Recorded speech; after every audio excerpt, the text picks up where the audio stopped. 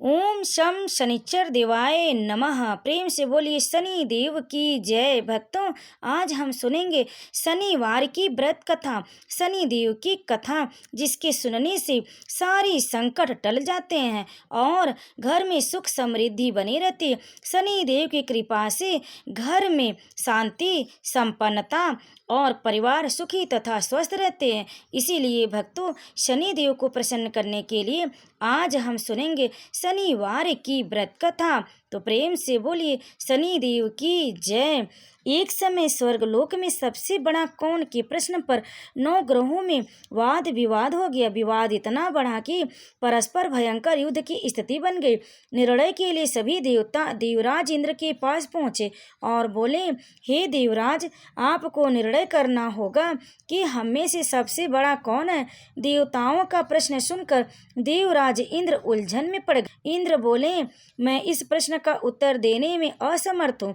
हम सभी पृथ्वी लोक में उज्जैनी नगरी में राजा विक्रमादित्य के पास चलते हैं। देवराज इंद्र सहित सभी ग्रह देवता उज्जैनी नगरी पहुंचे। महल में पहुंचकर जब देवताओं ने उनसे अपना प्रश्न पूछा तो राजा विक्रमादित्य भी कुछ देर के लिए परेशान उठे, क्योंकि सभी देवता अपनी अपनी शक्तियों के कारण महान थे। किसी को भी छोटा या बड़ा कह देने से उनके क्रोध के प्रकोप से भयंकर हानि पहुंच सकती थी। अचानक राजा विक्रमादित्य को एक उपाय सूझा और उन्होंने विभिन्न धातुओं स्वर्ण, रजत, चांदी, कांसा, ताम्र, तांबा, सीसा, रांगा, जस्ता, अभ्रक व लोहे के 9 आसन बनवाए। धातुओं के गुणों के अनुसार सभी आसनों को एक दूसरे के पीछे रखवाकर उन्होंने देवताओं को अपने अपने सिंहासन पर बैठने को कहा। देवताओं के बैठने के बाद राजा विक्रमादित्य ने कहा, आपका निर्णय तो स्वयं हो गया। जो सबसे पहले सिंहासन पर विराजमान है वही सबसे बड़ा है।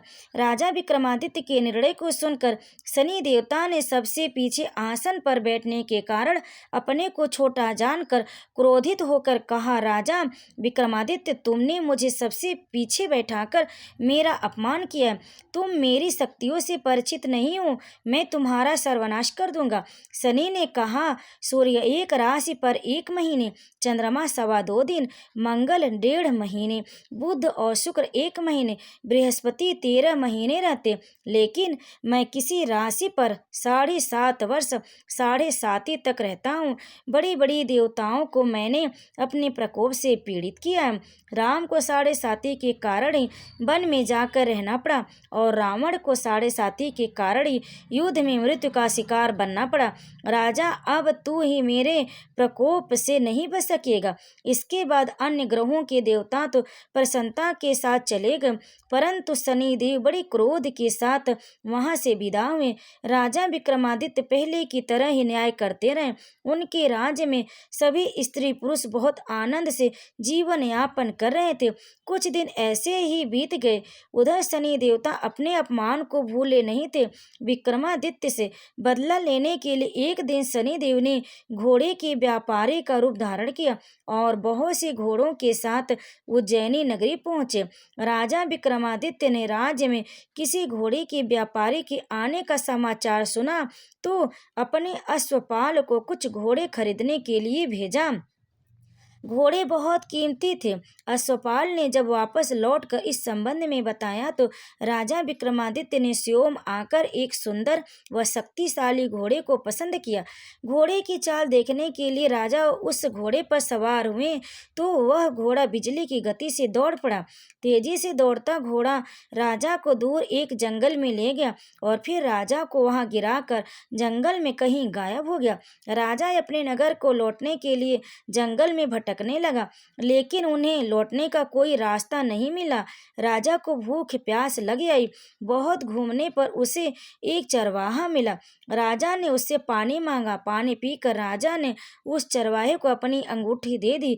फिर उससे रास्ता पूछकर वह जंगल से निकलकर पास के नगर में पहुंचा। राजा ने एक सेठ की दुकान पर बैठकर कुछ देर आराम किया।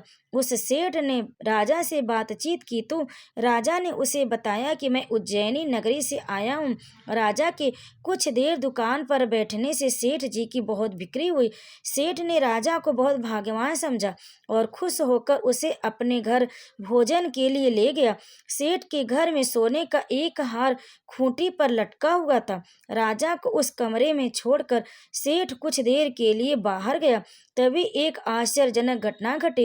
राजा के देखते देखते सोने के उस हार को खूंटी निगल गई।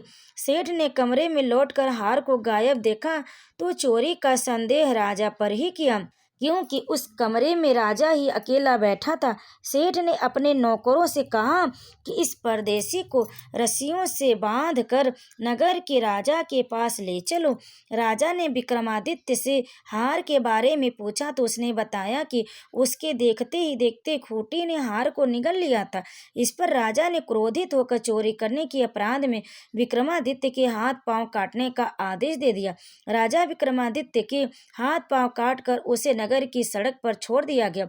कुछ दिन बाद एक तेली उसे उठाकर अपने घर ले गया और उसे अपने कोल्हू पर बैठा दिया। राजा आवाज देकर बैलों को हाँकता रहता।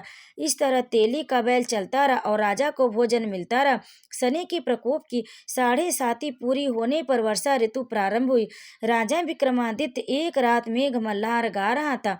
तभी उसे नगर के राजा की लड़की राजकुमारी मोहिनी रथ पर सवार उस तेली के घर के पास से गुजरी। उसने मेघ मल्हार सुना तो उसे बहुत अच्छा लगा और दासी को भेजकर गाने वाले को बुला लाने को कहा।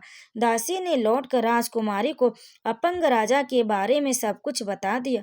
राजकुमारी उसके मेघ मल्हार से बहुत मोहित हुई, अतः उसने सब कुछ जानकर भी अपंग राजा से विवाह करने का निश्चय कर लिया।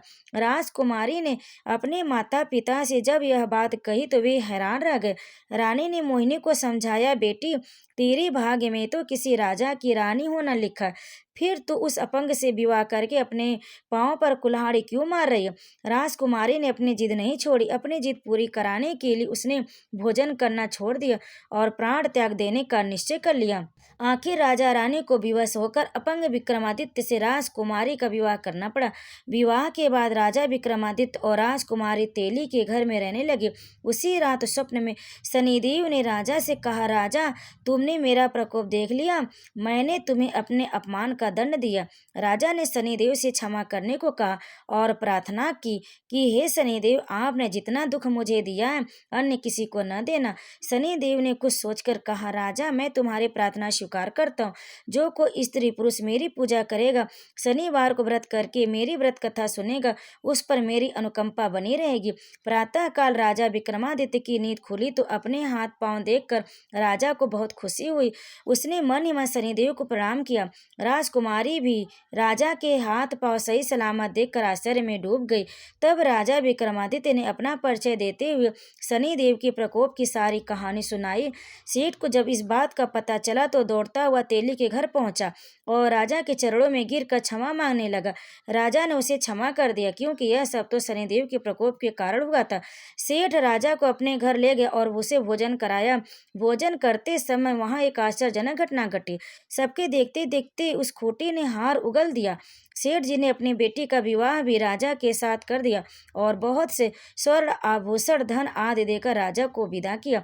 राजा विक्रमादित्य राजकुमारी मोहिनी और सेठ की बेटी के साथ उज्जैनी पहुंचे तो नगर वासियों ने हर्ष से उनका स्वागत किया। अगले दिन राजा विक्रमादित्य ने पूरे राज्य में घोषणा कराई कि शनिदेव सब देवों में सर्वश्रेष्ठ हैं। प्रत्येक स्त्री पुरुष शनिवार को उनका व्रत करे और व्रत कथा अवश्य सुने। राजा विक्रमादित्य की घोषणा से शनिदेव बहुत प्रसन्न हुए। शनिवार का व्रत करने और व्रत कथा सुनने के कारण सभी लोगों की मनोकामनाएं शनिदेव की अनुकंपा से पूरी होने लगी। सभी लोग आनंद पूर्वक रहने लगे। तो प्रेम से बोलिए शनिदेव की जय। भक्तों, कथा को अंत तक सुनने के लिए आप सभी का बहुत बहुत धन्यवाद। अगर आपको हमारी यह कथा पसंद आई तो वीडियो को लाइक जरूर करें, शेयर करें और कमेंट में शनिदेव की जय लिखकर हमारे चैनल को सब्सक्राइब जरूर कर लें। जय शनिदेव। प्रेम से बोले शनिदेव की जय।